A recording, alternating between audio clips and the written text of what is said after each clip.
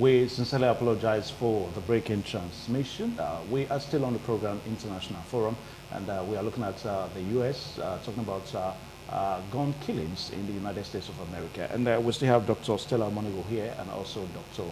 Logan Sadon. Back to Dr. Sadon now. We're looking at America and trying to look at the Congress, the politics in the Congress as it relates to having reforms that will really curtail gun shootings in America. Okay, thank you very much. I was trying to establish that the NRA plays a very fundamental role in the politics in America. What do you mean by NRA now? The National Rifle Association. Okay. They are very strategic because of the huge funds that they control. And we know it that they fund parties, they fund elections, and they fund public policies. And so, one way or the other, they are always put into consideration when discussing the issues of gun control and all the regulations involving gun control in the United States of America. However, we know that the Republicans are actually those who are pushing for, if you like, the free distribution of arms and ammunition in America. The Democrats have some control, and they try to, put in some stoppages to control people from having access to guns. But we do know that no Republican, no Democrat has genuinely made any genuine attempt, permit me to say, to stop gun distributions and to regulate the control of guns in the United States of America. For instance, when Barack Obama was president, he initiated the idea, but the idea was such that it did not in any way stop Americans from having access to guns. In fact, one analyst once said that it is easier for a teenager to walk into a shop to buy a gun than for an adult to buy an alcohol. It is far easier to buy a gun. And you ask yourself, why do that? Especially in a country where there is free access to drugs. In some states in America, you will just see a very huge billboard that marijuana is your right. So people have access to substances, to hard drugs and all the others. And these are the same persons who have access to guns, who can buy arms, who can buy firearms, buy bullets and all the others, and use it. Sometimes parents even present guns to their children on their birthdays by way of celebrating them. Having said that, we cannot overlook the second amendment of the U.S. Constitution that gives the American citizens access to guns and the right to have guns. That has been discussed severally, especially the Supreme Court, for instance, in 1996 and in 2002 ruled in the case between Heller and the state that, look, in the past, the argument was that for you to have access to gun, you'll be under a militia or under an armed forces. But now, the U.S. Supreme Court ruled that an individual, a private individual, should have access to a gun or to arms to protect himself. And when he's 18. Can use it in his or her house. Yeah. And when that child or when that adult is 18. But we do know that minors have had access to guns in America, especially since their parents do not in any way keep the guns away from their reach. There was a case, for instance, in 2017 in North Carolina where a young child of 17 years took a pistol and went into a Baptist church and shot several persons dead, including a sitting senator and several clergy members who were there having the Bible study. The point here is that the United States of America has not seen the need to control guns. If they see the need, they definitely will make some laws and restrictions. Sometimes, some government agencies have made the move to control these guns, but of course, you know that the Americans respect their rights. And they feel that one fundamental right they have, especially after the war they had with the United Kingdom, is that right to access to arms, to defend themselves and protect them. And so they feel that if you take away that right from them, they are no longer Americans. And that is one thing that the American government needs to look into. But the point must be made here that we have lost so much lives in the United States of America. Okay. From 1996 till date, according to records, over 2 million Americans have died as a result of gun violence. I'm not talking of war. I mean someone just walking into a mall, walking into a school, opening fire and killing people. And that is terrible. That is disturbing. So you asked a question whether or not the law enforcement agents in America are proactive.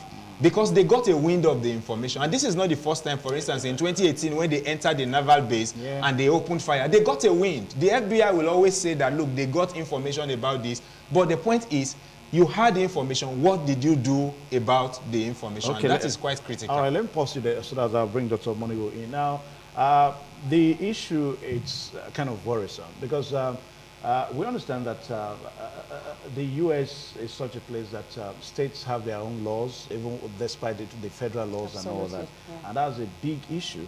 Dr. Sado talked about that the Democrats have not been able to really wrestle the free usage of firearms in America. But I think we should be careful with the way we say that because it is not just the Democrat not being able. The question is, do they have what it takes? Now, let's look at the U.S. Congress, whereby the Democrats seems to be fighting, you know, especially as it relates to these gun law reforms. Now, they don't have the number to pass such laws to even amend such constitution. Dr. Stella Monogo. Thank you. If you notice, 4 days ago when the majority leader of the Democrats, you know, spoke in the House and said, you know, he was trying to push a bill for a reform, you know, and for the law to be revisited. And some of these Republicans refused, even his fellow Democrats. But if you listen to his speech that day, it was very, very touching. And what he emphasized upon was that he wasn't talking about their rights or that he was against, you know, their right to having arms and everything, but that they should put themselves in the shoes of those parents whose children were shot dead, and other parents whose children will be shot dead in future, and nobody knows. In fact, he even made allusion to the fact that nobody knows who will be the next victim of a gunshot. And having said that, I think that at the end of that presentation, something, you know, will come out of it, because he said, you know, he told us that he told the world that he was going to push it further and make sure that there is a kind of restriction, a strict supervision on the use of arms in America. And so many Americans are now following that line of thought since he made that presentation. I mean, the presentation of Chuck Schumer, the majority leader of the Democrats. A lot of people are seeing reasons with him. I see something about Americans, you know. Naturally, there's this form of supremacy in them, especially with the Republicans. They have this, you know, white supremacy. They have this tendency of what this thing has been. White dominance. Yeah. This thing has been on ground since 1871. For example, NRA was established since 1871. And it's difficult for them to accept the change that, look, it's not business as usual. Yes, we were using these arms to protect ourselves in the past, but now people are now using it, you know, to commit havoc and to cause, you know, pains to families in America. Let us revisit it. They are a bit conservative about change. But I think with that presentation Chuck Schumer made, we are optimistic that very soon, because I think people are already planning a protest, you know, against the use of against the gun. The right, yes, the right to gun bill. Yeah. People are already planning protest, just like they planned. You know, they started this Black Lives Matter. Yeah. So I think with that, there's going to be a kind of sensitization. There's a sensitization already going on, because, you know, losing 19 children at a go with 2 teachers, and then the husband of one of the teachers died a few days later of grief. Yeah. That is so much. And you know, for Americans, one life matters so much that they will not sweep it under the carpet. So let's see how events will unfold in the next few days concerning that. I know discussions are still going on, and people are mobilizing to make sure that it does not happen again, because the last one before the Texas shooting happened just 10 days before it was too close for comfort, and Americans are now feeling very unsafe. Let me tell you how bad it is. You may be driving on the way, and then you intercept somebody mistakenly. That person can bring out a gun and shoot you while you are driving. It is that bad now. And so people are now being conscious that they need to actually call, you know, the house to order, their leaders to order, to be able to look into this gun bill and then reform it. Then talking about the NRA, there was a speculation, you know, sometime yesterday, a bit 2 days ago, when people were saying that they should set aside their selfish gain. Just like Dr. Sado said, there are so many funds involved when you talk about arms. So of course, you know how much one gun will cost. Don't talk of thousands and millions of ammunition being sold on a daily basis. And so he said, forget about, you know, this your selfish gain, and think about a life and what that life can contribute to America in the future. Okay, let me so with pause all you. these things, I'm sure that something will come out of it. Beautiful. I'll pause you there so that we can quickly take a short break. The program is still International Forum on independent television. We'll be right back.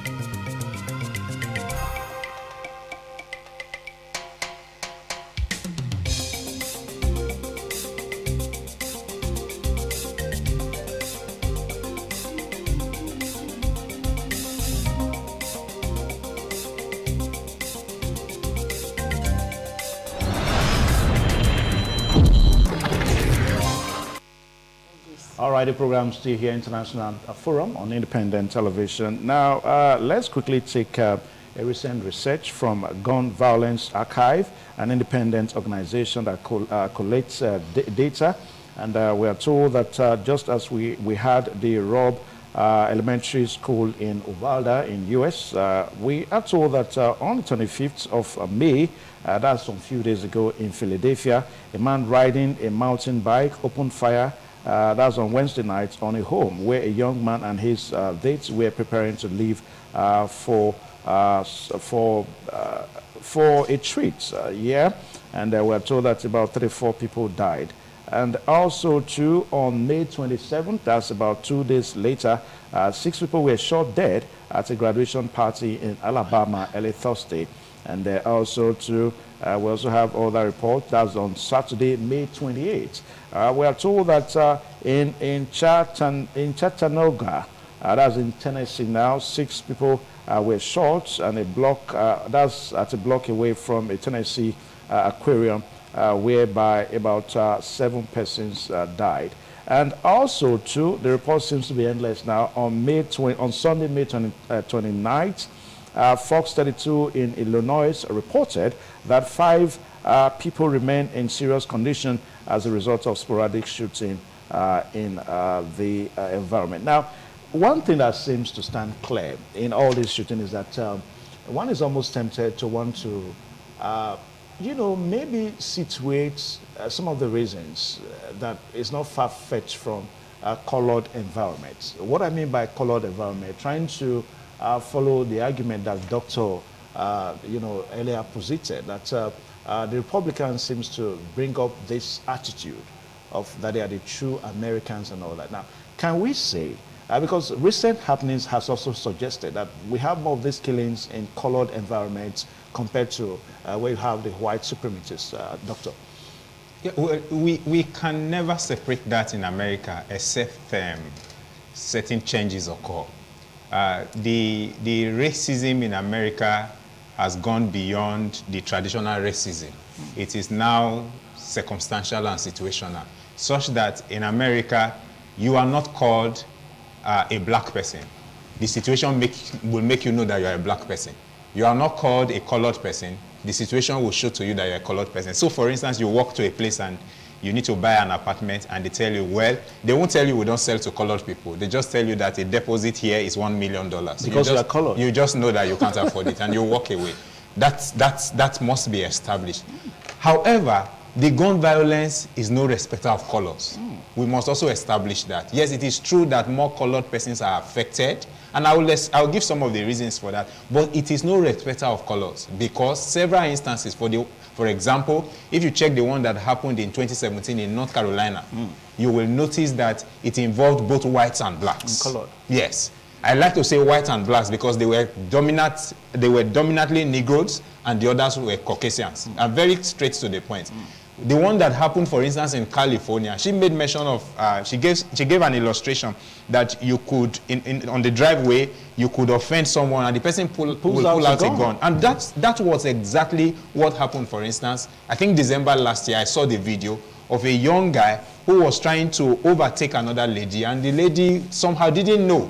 And so he felt that she was delaying him, and he just pulled over and brought out his revolver and opened fire and shot the woman dead. She was about 9 months pregnant, and she was shot dead immediately. So that is the kind of situation you find there. However, in low-income earning environments where people do not have access to education, quality education, especially college education, where people are exposed to hard drugs and people are exposed to gangsterism, chances are that there will be increase in gun violence in those places. However, in insane environments where people who live there are high-class people, you're likely to find fewer colored persons there and more whites there. And of course, the issues of gun violence will be drastically reduced. No. The point I'm trying to make here is that the socioeconomic conditions of people have a way of contributing to gun violence in the United States of America. Most of the colored persons who have access to guns do that for self-defense. And then over time, they do that also because of the gangs that they belong to. We know that they have cult groups and all the others in the United States of America. And all of these revolve around the access to guns and the use of guns. And of course, retaliation. For example, in Indiana some years ago, I think that was in 2014, there was a gun violence that took place in Indianapolis, and it was a black community. And there was a retaliation attack. The retaliation attack led to the death of over 9 persons in one day. So you'll notice that a court group hits, another court group comes with a retaliation, and before you know what is happening, you're having tens and tens of persons on the floor killed. So I agree that, yes, there is a coloration of race as far as this gun violence is concerned. But if we now look at it holistically, you never can tell who the victim of gun violence will be. It can be for the colored persons, and it can be against the whites. And that's where I like to drop it. Okay. All right. So the greatest task for the U.S. President Joe Biden is to ensure that bills are signed into law so that the issue of gun violence in America will be reduced. But the greatest challenge for him is how to get those bills signed, because as it stands now, the Democrats doesn't have the majority in the U.S. Congress. And also, going by the Rifle Association of Nigeria, of America now, I remember sometime when it started, the argument was that you are 18, and even at 18, there's a specific kind of rifle that you can own. But the way it stands now, 18, we have assorted types, more sophisticated rifles. So would you want to say that even as the Democrats is trying to push for bills, should they also be looking at aside alongside with trying to reform these laws vis-a-vis your age and the kind of rifles that you and the have. type of rifles? Yeah. Yes. Apart from that, I also see the dimension of sanctions given to to people, to offenders, to people who commit these offenses. Because most times, those of them who don't end up shooting themselves, when they take them into police custody, always pretend or maybe claim to be drug addict, to be either mentally ill, unstable, or maybe they are under the influence, so they were under the influence of substances. So I think that the US government can come up with serious sanctions, whether you are under depression or you were under the influence of alcohol or any substance. There should be serious sanctions. By the time serious sanctions are being meted against these offenders. What kind of sanctions? Okay, I would have thought that in our society, for example, just as we had in the case of this, the late Osinachi's wife, where they've now sentenced him to death by hanging. If we have, sanctions like if you are caught, if you shoot someone dead, or if you are caught, committing such an offense, you face firing squad, or you face, life imprisonment. No, life imprisonment is even good because they like going to their prison. Their prisons are very, very comfortable. And another government can come and reduce. Yes, and their prisons are actually comfortable because some of them don't like to pay. They don't want to pay mortgage, and so they just commit offense and stay in jail. Yeah. That one is story for another day. But when you sanction them, maybe with firing squad, by hanging or so, you see that they will be in control. But up to now, we've not really seen anybody that was seriously sanctioned against shooting. In fact, in recent times, what we have seen is families of the victims forgiving the shooter. Yeah. You know, it's so funny and so ridiculous. Why? Who is their society and is their mentality? So these people, the shooters already have the mind that, look, if I don't die, the families will always forgive me because of the repose of the soul of their loved ones. You know, it's terrible. So until somebody or people begin to pay the price for their actions, you know, in serious ways, Americans or these people will not know that it is serious. And so Joe Biden needs to sit down, like I said earlier on, they need to go back to the drawing board and take some serious decisions against offenders of this gun violence. Okay. That's all. But Dr. Sadu, that would rather be a too strict, action to take. I mean, against the backdrop of the U.S. philosophy, rights to life, right to freedom of life, freedom of expression, freedom of association, and all that. So taking such a drastic measure of to die by firing squad, just like what Doctor said, do you think that? Yeah, I'm sure that she said that because of the pain. Yeah. I mean, put yourself in the shoes of those parents and those families that you sent. I mean, I just don't want to even say it. It's terrible, to say the least. And I think that I align myself totally with her. Why the U.S. may not adopt the firing squad, they should do all they can to really sanction offenders. In addition to that, let me add to what she said. There is need to carry out what I call systematic sanctioning, such that even those who sold the arms should be held responsible. In other words, it should be the responsibility of dealers in arms to ensure that those who buy arms from them use it wisely and legitimately. How would it That is it. When responsibility is demanded, then you will now know that it is not only the law enforcers who should have the responsibility of ensuring that people do not take laws into their hands, but those who sell the guns and sell the pellets or bullets to them will also ask them, what do you want to use this for? But that may be a difficult task because these are desperate times. I understand that the situation is that you can walk into a shop and pretend to procure a gun for your self-defense. That's the control measure we're talking about. Yeah. That's the control measure.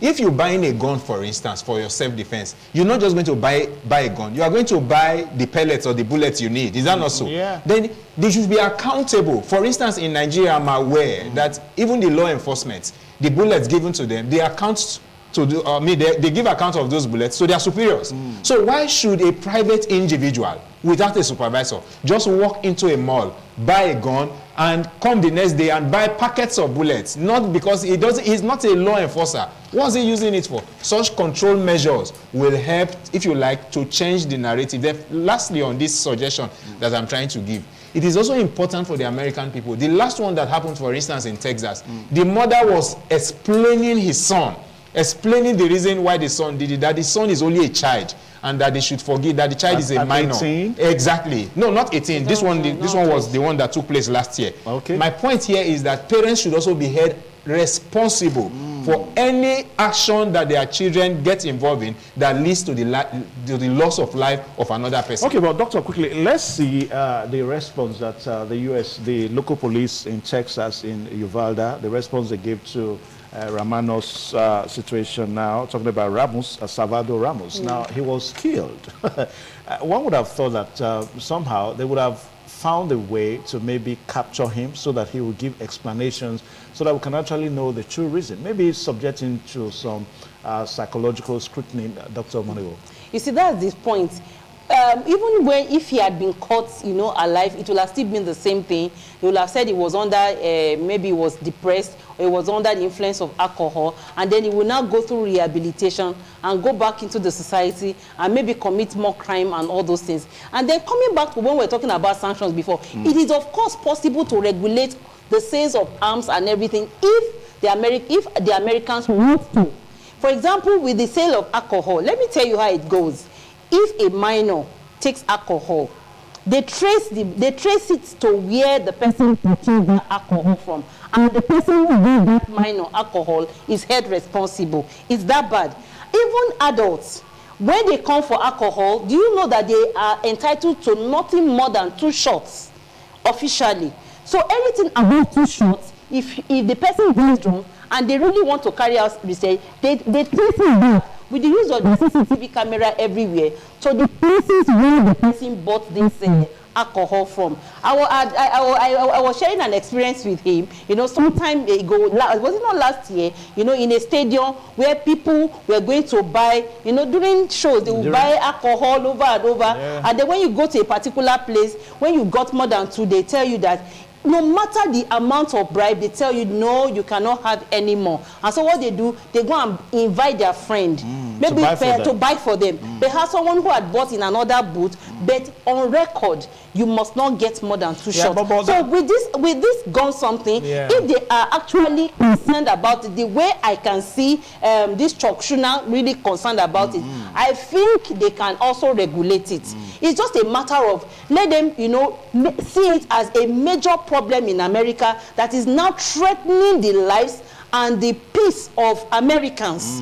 Because let me tell you, the way it is now, we don't know the next time and the next place. Anybody, the way I see it, these children, they take it as, look, is an achievement. Or whenever I'm upset, whenever my mom gets me upset, I just take a gun, I just shoot down everybody in the streets. That is how it goes. So before it gets out of hand, Americans need, actually the leaders need to sit down and do something. In fact, it's the kind of state of emergency. And then parents also need to educate their children on the issue of this gun violence, and to say that gun violence does not pay. Like I said, there is a sensitization going on already, and people are planning mass protests against it. We hope that something good will come out of it eventually. Okay. All right. So, Dr. Olugasado, as we make preparation to draw a wrap on the program today, now, the greatest challenge and also greatest problem for the U.S. is what we said earlier on.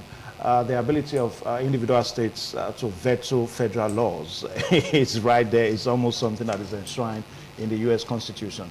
Because what we are looking at now is looking at federal laws that will sweep through all the U.S. so that all states of the country will have to abide to that law. But what about the part of the Constitution that gives rights to individual states to veto some federal laws?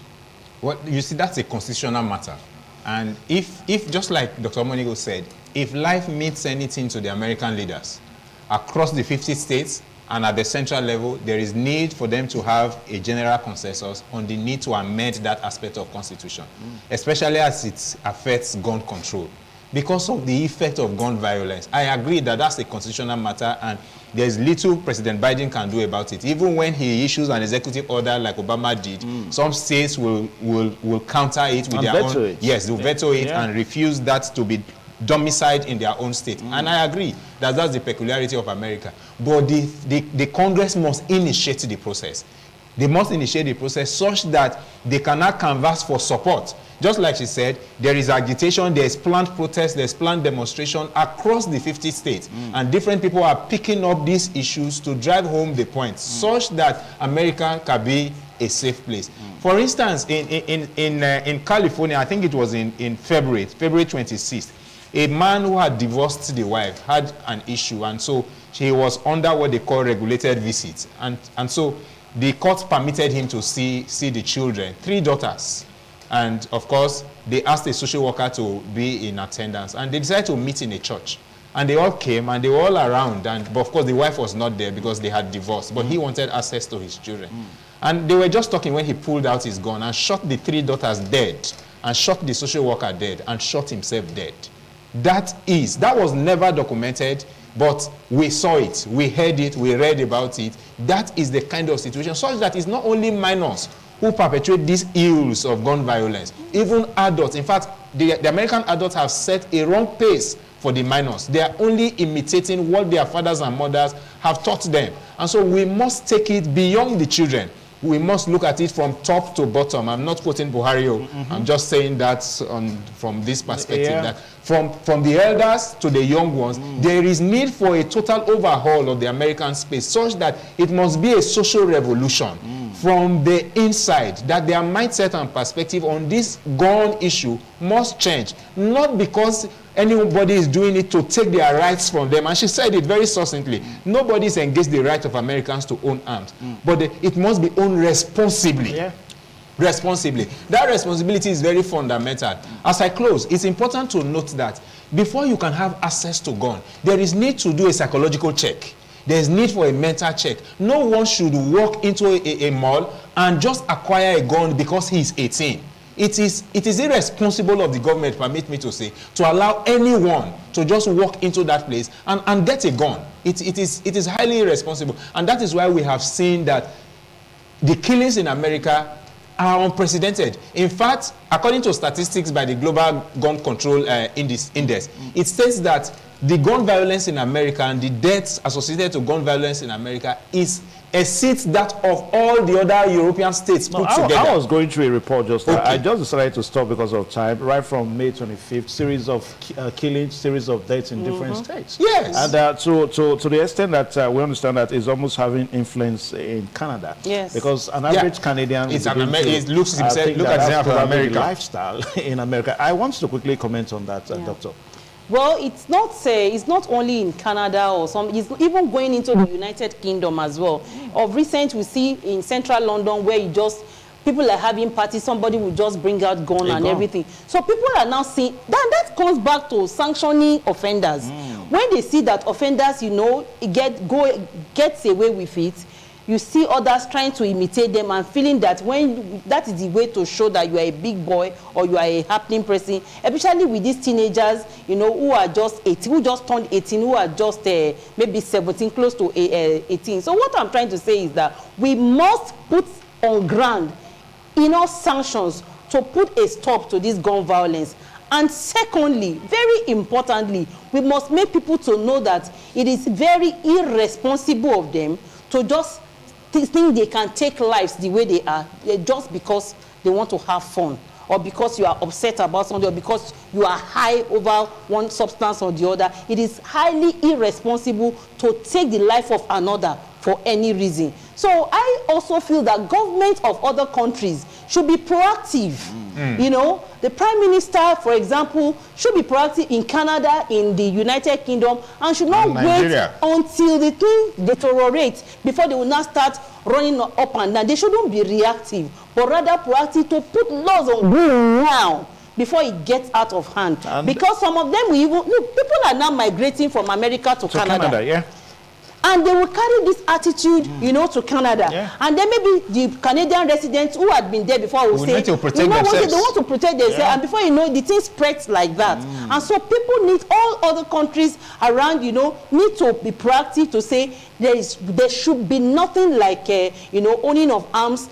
If you are not a veteran, if you are not in the service, if you are not a serviceman, you don't have any business with possession of arms. Yes. And again, Dr. Sado, I think we should also look at it this way, because there seems to be the belief that once you are 18, you really don't owe your family any responstibility. As a matter of fact, when you turn 18, you are expected to be on your own.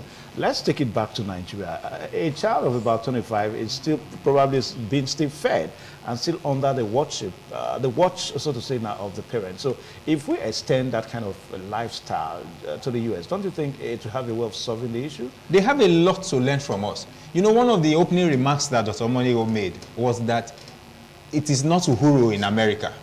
They have their own challenges and peculiarities. And that should help us understand that even if we are having local challenges here, we should be able to up our game and overcome those challenges.